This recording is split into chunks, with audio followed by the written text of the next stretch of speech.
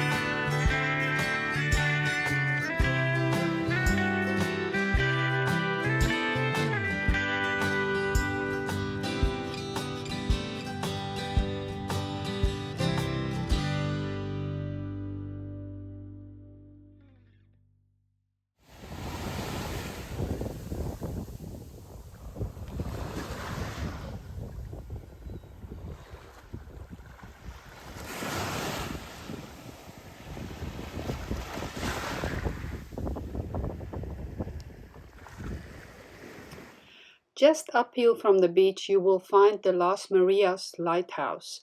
The walk up the hill offers some magnificent vistas of the Sucia Bay and the rock cliffs surrounding it.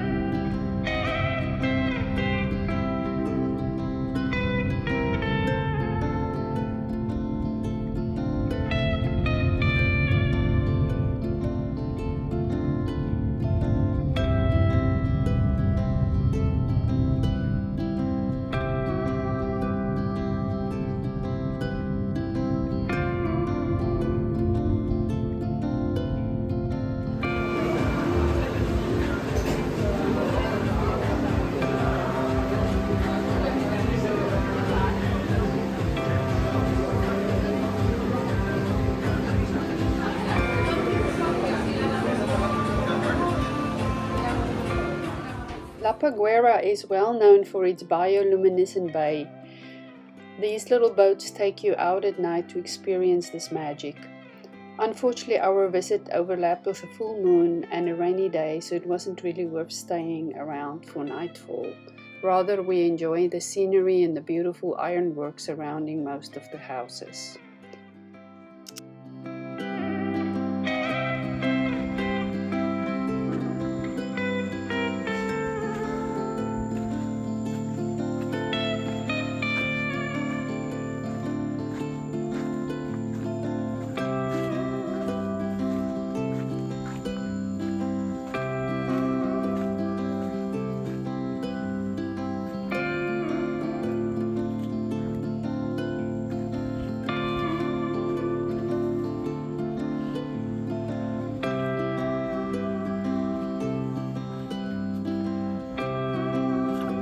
Our top favorite place to eat is at a restaurant right on the beach. Every night we would scour Google Maps for eateries that meet this requirement. GAto did not disappoint. The atmosphere was lovely, the food delicious, and the scenery absolutely stunning.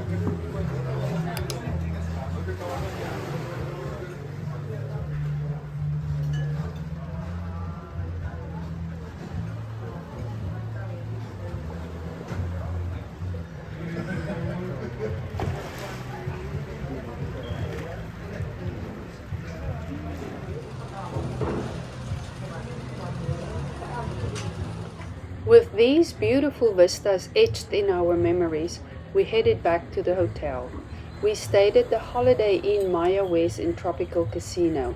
It was nothing spectacular, but it was sufficient, and it was a great central point to explore the west coast region of Puerto Rico. The casino seemed to have a steady stream of people, but it was never super crowded. We really enjoyed our stay here.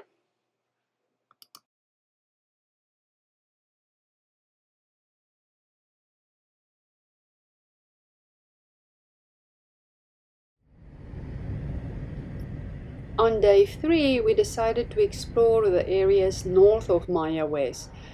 Enjoy some of the scenery as we drove towards our next destination.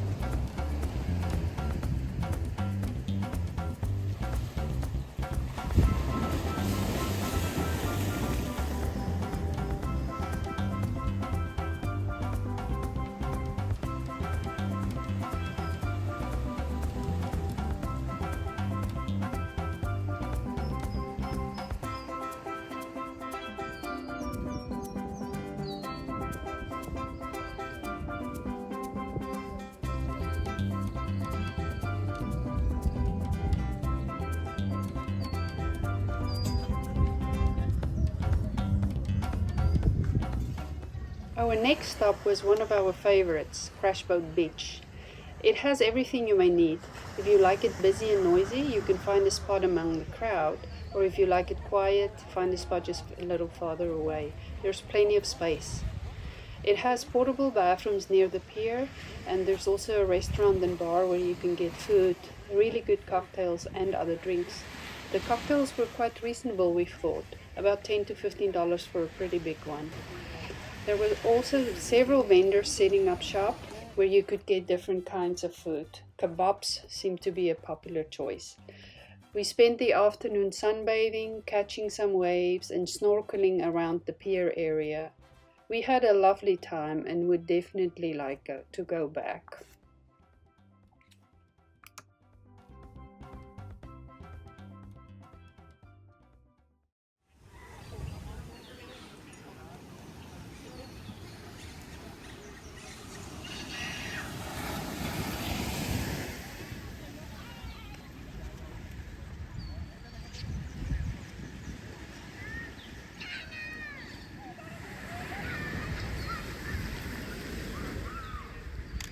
Soon enough it was time for dinner again.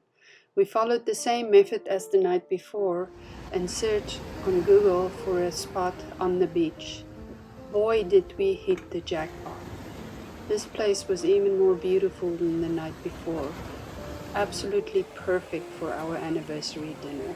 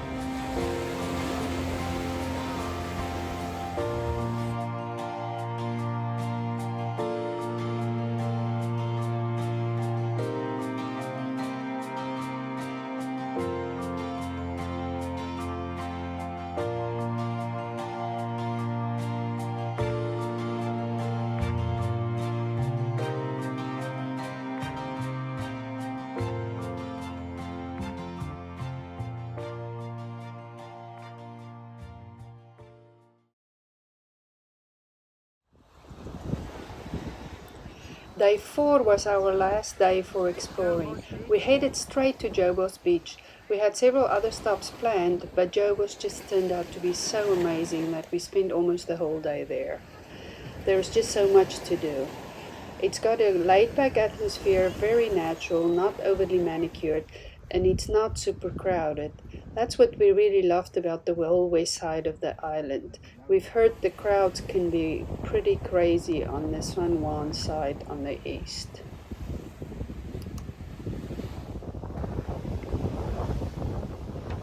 We immediately found a spot to put our stuff down and then headed straight out to the crashing waves. What a powerful and majestic scene. I probably included more footage than I needed to, but I'll let the waves speak for themselves. If you get a little bored, there's always fast forward.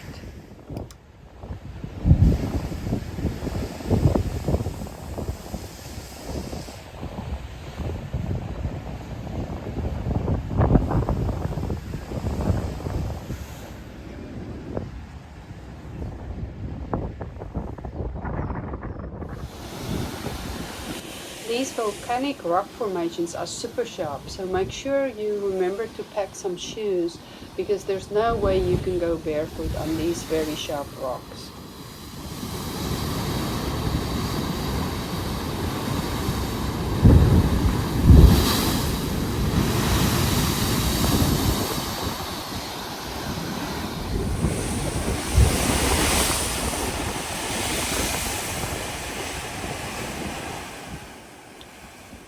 The sights and sounds were absolutely mesmerizing. We just couldn't get enough of it. The waves crashing into the rocks were so loud and powerful. It reminded us kind of a volcanic explosion.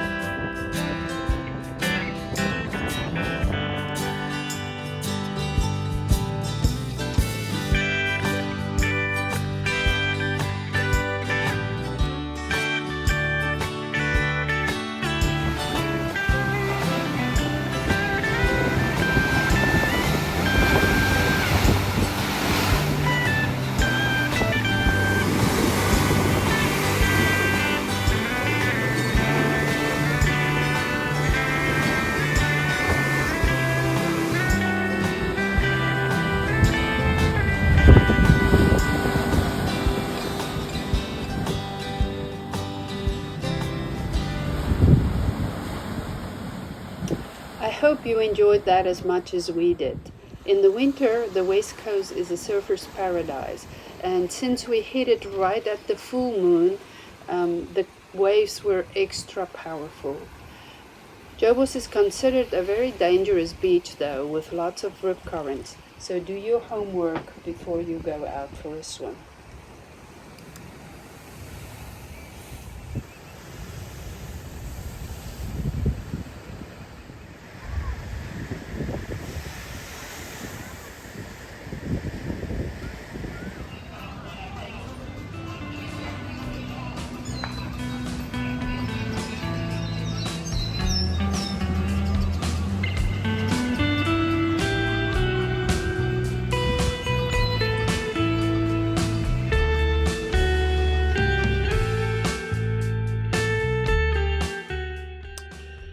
We did a little bit of snorkeling and thoroughly enjoyed it.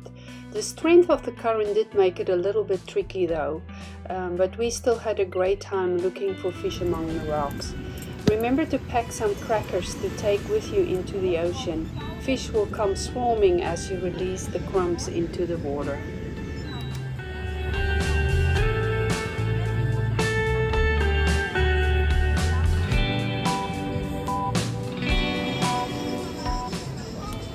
There is also no lack of wildlife along this beach, as you can see from these clips. Some locals told us that the sea turtles come out to feed sunrise and sunset towards the left side of the beach. So if you get there at the right time, you can actually swim with them. How cool would that be? That's definitely on the to-do list for next time we visit.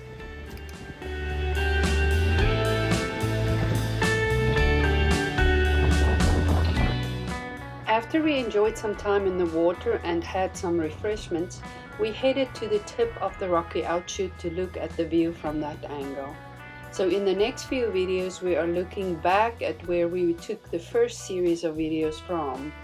Again, make sure you wear hard-soled shoes, watch your step and don't go too close to the edge. And if you do decide to venture into the water, mind the warning signs. More people drown at Playa Jobos than at any other beach in Puerto Rico.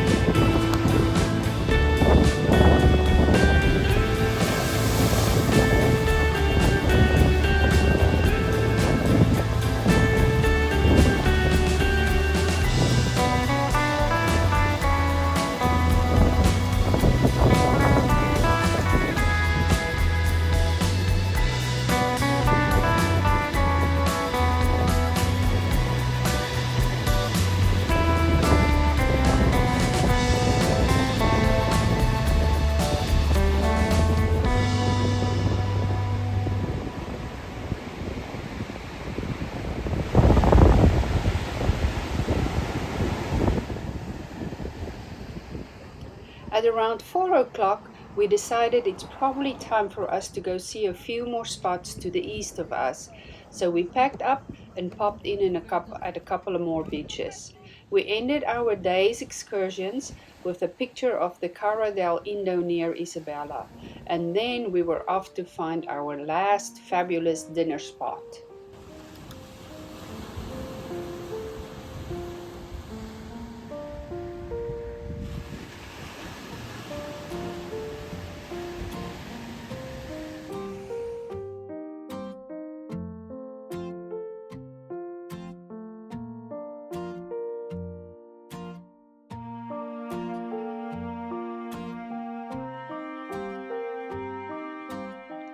Our last dinner was at La Copa, Llenna, and the views just kept getting better every night.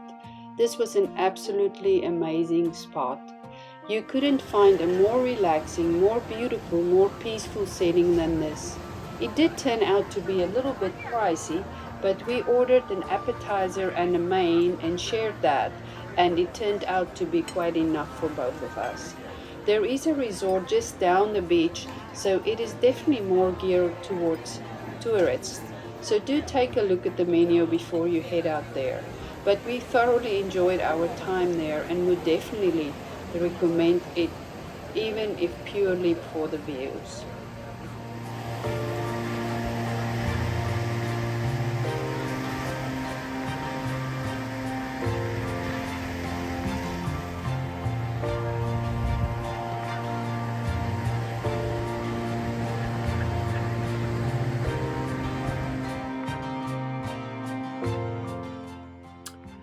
These are the stunning views that will bring us back to Puerto Rico time and time again.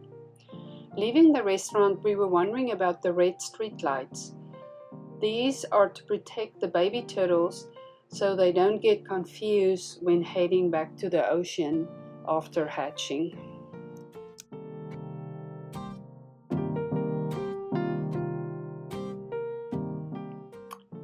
We woke up early the next morning to see the sunrise and to head back to San Juan for our return home.